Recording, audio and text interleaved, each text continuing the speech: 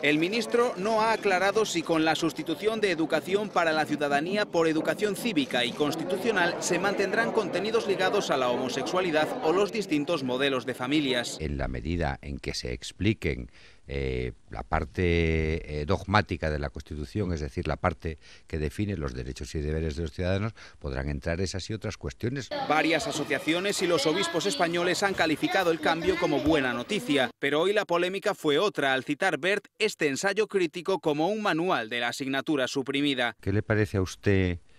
Los capitalistas son como ratones en una rueda que corren más deprisa con el fin de correr aún más deprisa. Lo que está fuera de control es precisamente el capitalismo.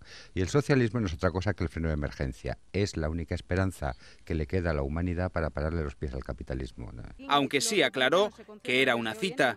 No vaya a ser que algún oyente piense que estos son mis ideas. La editorial ACAL se ha apresurado hoy en comunicar el error de José Ignacio Wert. Es la parte más controvertida del futuro panorama formativo, en el que con 15 años los jóvenes ya deberán optar por bachillerato o formación profesional al reducirse la ESO. Otros cambios ya han sido anunciados como un plan de bilingüismo o el reconocimiento del profesor como autoridad pública mediante un estatuto. La intención del gobierno es que los centros también puedan elaborar sus propios programas y que la FP cuente con más formación práctica.